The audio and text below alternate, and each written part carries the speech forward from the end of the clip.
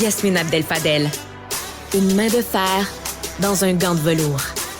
Un vent de fraîcheur qui décoiffe. Cube Radio. Évidemment, on a tous suivi la grande saga des dépenses dans les différents restaurants, les différents voyages, les écouteurs, les chaises, les écrans de l'Office de la consultation publique de Montréal. On apprend ce matin que la mairesse Valérie Plante et une délégation de 11 personnes se sont partagés un souper à 1878 $ en Autriche. Une somme qui a été entièrement assumée par la carte de crédit de la Ville de Montréal, dont 600 $ en bouteille de vin. On sait qu'on doit serrer la ceinture, les taxes montent, mais on n'a pas l'impression d'en avoir pour notre argent. On en parle avec Nicolas Gagnon, directeur de la Fédération canadienne des contribuables. Bonjour, M. Gagnon. Bonjour à vous. Est-ce que vous avez l'impression que l'argent des contribuables est bien géré de ces temps-ci dans le municipal? Je pense que poser la question, c'est y répondre avec tous les scandales qu'on a vus s'accumuler au cours des dernières semaines, que ça concerne l'Office de consultation publique de Montréal ou le scandale de dépenses qu'on a découvert ce matin par le bureau d'enquête concernant les près de 1900 $ en dépenses de repas. C'est simplement, en fait, là, ce qu'on peut appeler vraiment le pic du iceberg essentiellement. On n'a pas vu le reste, malheureusement, mais ça démontre à quel point il y a vraiment une incohérence au niveau de la gestion des finances de Montréal, parce qu'il y a à peine un mois et demi, la mairesse Valérie Plante ainsi que la numéro 2 de la ville, Madame Dominique Olivier, nous présentaient en fait leurs anticipations par rapport au budget qui va être déposé demain et qui nous démontrait que essentiellement on allait devoir se serrer la ceinture. Il y avait des compressions budgétaires qui étaient nécessaires. On parlait de geler les embauches. Près de 400 emplois resteront vacants à Montréal pour l'année suivante. Et puis finalement, on apprend au fur et à mesure que pas loin de 1800 cadres à Montréal se sont distribués 2 bonis plutôt qu'un. On apprend ensuite que l'Office de consultation publique, dès qu'ils ont un déplacement à l'étranger ou qu'ils ont un déplacement même à Montréal, on ne se prive pas, on va dans la restauration de haute gastronomie. Et puis quand on fait des dépenses à l'international, comme le fait Valérie Plante, ben on essaie quasiment de cacher les dépenses superflues dans les relevés de cartes de crédit plutôt que de les dévoiler directement dans les demandes d'accès à l'information. Donc vraiment, à tous les niveaux, oui, l'argent est mal utilisé à Montréal. En plus, on est dans un contexte où est-ce qu'on parle de compression budgétaire et de serrer la ceinture. Et en plus, on fait fi de la transparence quand c'est le temps de donner des comptes et de faire une reddition de comptes envers les Ouais, mais contribuables. je veux parler Donc, de oui. ça, moi. Tu sais, je vois beaucoup maintenant, c'est évidemment l'OCPM qui a été pris les 2 mains dans le plat de bonbons. On a vu les bonis qui sont versés à des fonctionnaires, à des cadres de la fonction publique, soit dit en passant. On voit l'alcool qui est payé, puis des restaurants qui sont payés en voyage. Il y a, dans une autre vie, là, me semble que la gauche, elle dénonçait ces pratiques-là. Est-ce que c'est la gauche qui est en train finalement de se prendre sa revanche de ce nombre d'années où ils étaient en train de regarder le monde un peu plus à droite puis de dire regardez, c'est des voleurs, regardez, ils sont en train de manger dans le plat de bonbons. Finalement, ils se retrouvent à faire exactement la même chose. Ben oui, c'est surtout que, bon, on accusait d'une part, puis finalement, on promettait en fait un changement drastique par rapport à ce qui était là précédemment. On se souvient quand Mme Plante a été élue en 2017, c'était supposé être l'annonce du grand changement. On mettait fin à l'ère Gérald Tremblay et Applebaum, où est-ce qu'on avait vu tous les scandales de corruption, on avait vu tous ces scandales de dépenses, puis on se disait, ben oui, le changement, il est plus que nécessaire, puis on l'accueille à bras ouverts à Montréal. Sauf que finalement, on se rend compte que cette tendance dépensière est restée. Oui, on s'en met plein les poches. Disons que on a les 2 mains dans le plat de bonbons quand c'est le temps de faire des événements et des sorties, etc. Mais aussi au niveau des dépenses globales de la ville de Montréal, qu'on a perdu un certain contrôle. Il faut dire que depuis entre 2018 et 2023, les dépenses de la ville de Montréal ont augmenté de 1,3 milliard. C'est une augmentation qui n'a jamais été vue dans l'histoire de la ville, du moins.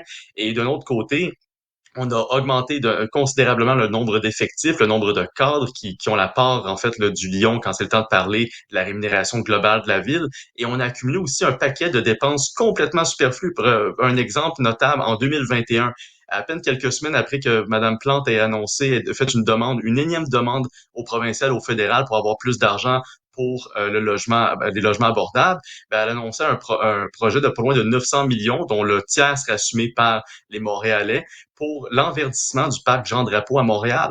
D'une part, on dit qu'on manque d'argent pour le logement, mais on met des sommes astronomiques pour enverdir des parcs qui sont déjà verts, pour acheter des rues piétonnes, pour acheter des pistes cyclables, alors que les priorités de la ville, ça devrait être beaucoup plus de s'assurer à ce que les services soient accessibles aux citoyens et surtout de s'assurer à ce qu'il y ait vraiment une gestion efficace des finances de la ville. Donc, on a l'impression que depuis 2017, on s'est lancé dans un party où est-ce que l'argent coule à flot et on arrive tranquillement à ce stade où est-ce que on n'a plus le choix de parler de compression budgétaire, mais on arrive au même moment où est-ce qu'on découvre que il y avait des dépenses qui n'auraient pas dû avoir lieu et donc on va devoir expliquer aux Montréalais comment ça se fait qu'on réduit leurs Ouais. services, comment est-ce qu'on augmente leurs taxes, mais qu'on en profitait sur leur dos pendant ils avaient le dos tourné essentiellement.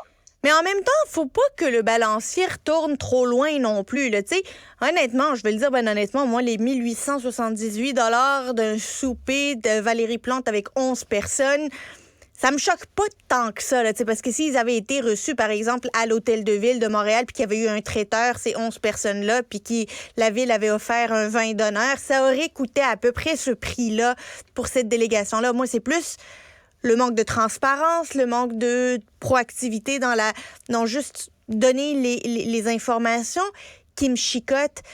Est-ce qu'on devrait avoir des règles strictes sur les dépenses en alcool, par exemple, auprès de la fonction publique, d'après vous, M. Gagnon? Ben, en fait, pas juste les dépenses en alcool, toutes les dépenses, en fait. Puis ça, c'est une critique qu'on a faite souvent pour d'autres travaux, notamment par rapport au gouverneur général à Ottawa, où est-ce qu'on a fait souvent ce reproche-là, qu'il y avait un manque de transparence et de proactivité dans la reddition de comptes, puis aussi de publier les factures en ligne. Autant que je remercie le travail du bureau d'enquête du Journal de Montréal pour tout ce qui a été découvert, parce que c'est effectivement un travail de longue haleine, mais de l'autre côté, c'est un travail qui devrait pas être nécessaire.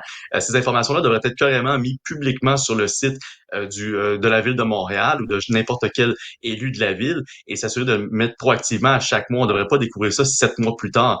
Et c'est surtout aussi que comme ça a été découvert, en fait, cette transaction-là, les 1800 $, on essaie de glisser ça entre deux rapports, entre deux relevés de carte de crédit pour finalement que ça paraisse pas trop. Puis on laissait croire, en fait, si on se basait sur les informations préliminaires, que la ville de Montréal n'avait dépensé aucun dollar, en fait, pour les événements qui ont eu lieu à Vienne, en Autriche, en avril dernier. Donc, c'est essentiellement cacher de l'information aux contribuables et de leur faire croire aussi que l'argent est utilisé d'une autre manière, ce qui ne devrait pas être le cas. Cette proactivité-là devrait être appliquée pas juste à Montréal, mais dans toutes les villes, je dirais dans toutes les structures publiques du gouvernement du Québec. Mais une chose est sûre, c'est pas normal qu'on ait ce réveil 7 mois plus tard où est-ce qu'on se dit maintenant que je me suis fait prendre les mains dans le sac, je vais rembourser. Parce que c'est exactement ce qu'a dit Valérie Plante, en fait. Là, on est rendu à dire maintenant que je me suis fait prendre les deux mains dans le sac, je m'excuse, je vais vous faire un chèque puis je recommencerai plus. Mais c'est inacceptable de la part de nos dirigeants. On a des plus grandes attentes, on s'attend à une meilleure représentation. Et oui, la transparence devrait être une loi d'ordre dans toute la fonction publique québécoise. Au-delà de ça, maintenant, quand on regarde maintenant les factures qui commencent à sortir petit à petit, la difficulté avec laquelle on peut justifier des dépenses, revenons à l'OCPM et eux, ils prennent même pas le temps de vouloir nous expliquer les dépenses. Là, ils vont aller devant un comité vendredi pour essayer de se justifier. Mais la question à laquelle Mme Plante ne veut pas répondre, c'est est-ce que c'est encore pertinent d'avoir un office de consultation publique à 3 millions de dollars par année de budget? Ben, c'est surtout de se poser la question, quelle est la mission réelle de l'OCPM à ce stade-ci? Est-ce que Aller au c'est juste Mozambique. parce que ben, c'est ça, c'est à se demander à quel point ça représente les intérêts de la ville de Montréal. Est-ce que les contribuables montréalais ont réellement besoin de cette instance-là? Parce qu'au-delà des dépenses, on était capable de justifier son rôle. On pourrait à la limite se dire, ben oui, il y a un assainissement des dépenses à faire. On pourrait effectivement réduire le nombre de personnes dans cette organisation-là. En plus, c'est une organisation où est-ce qu'on avait oui dire qu'il y avait un climat toxique au travail. Donc, clairement que quand il y a un climat toxique dans une instance gouvernementale, on peut se dire qu'elle ne fonctionne pas à 100% au plein potentiel auquel on s'attendrait et malheureusement, les contribuables payent pour ça sans avoir les résultats. Les seuls résultats qu'on a eu de la part de l'OCPM à ce stade-ci depuis aussi longtemps que ça existe, du moins au cours des dernières années, ça a été les factures qu'on a découvertes récemment. Donc, ça en dit long parce que je suis persuadé que bien des Montréalais n'avaient aucune idée que cette institution-là existait avant qu'on découvre tous ces scandales de dépenses. Donc oui, je pense qu'il faudrait revenir sur la mission de l'organisation, à savoir est-ce que c'est encore crédible de l'avoir. Et si c'est pas le cas, ça devrait faire partie des différentes compressions budgétaires annoncées demain. Il faut le dire, la Ville de Montréal cherche des économies de près de 115 millions de dollars pour l'année précédente, l'année suivante, pardon. Donc, de commencer par l'OCPM, ça serait effectivement un moindre mal. Je sais que, en fait, on parlait pas de ça, on parlait des dépenses, finalement, le plat de bonbons, les mains dans les plats de bonbons, mais j'aimerais quand même vous entendre sur les déficits accumulés des sociétés de transport, notamment la STM, là, qui paye, qui accumule des déficits, développe des programmes, sky's the limit, il y a un puits sans fond, puis après qui envoie le chèque à Québec, puis payez-nous le déficit. Vous pensez quoi de ça, vous? Ben, c'est surtout qu'au final, cette mauvaise utilisation de l'argent des contribuables, ben, c'est les contribuables, les usagers eux-mêmes qui vont payer pour. On a vu maintenant que à partir de 11 heures le soir, bientôt, les Montréalais pourront plus utiliser le transport en commun, du moins le métro sera plus accessible. Malheureusement, le déficit fait en sorte que l'accessibilité au transport va devenir de plus en plus complexe, surtout dans Il y un aura pas cadre de où c'est diminution assez de ironique. prix, là. Les tarifs vont pas diminuer, là. Exactement. Les tarifs vont augmenter, mais les services, eux, vont perdre en qualité. Et ben, qui est perdant là-dessus, c'est effectivement les usagers. Mais c'est aussi de regarder comment est-ce que l'argent a été utilisé au cours des dernières années en termes d'infrastructures, puis surtout dans le domaine du transport à Montréal. Je faisais référence au fameux parc, mais on peut ramener ça aussi au réaménagement de certaines voies, comme la voie Camillien-Wood, 92 millions de dollars.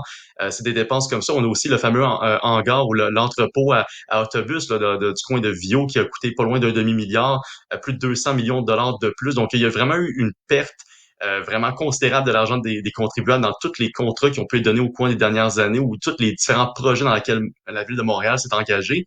Et ensuite, on essaie de faire porter le blâme au gouvernement du Québec en disant ben, c'est Québec qui nous envoie pas assez d'argent. Non, le problème, c'est que c'est Montréal qui dépense trop et qui dépense n'importe comment. Et c'est à cause de ça maintenant que d'une part, autant les usagers du transport en commun que les contribuables, tous les payeurs de taxes vont être effectivement pénalisés par cette mauvaise gestion de l'argent de leur argent au cours des dernières années.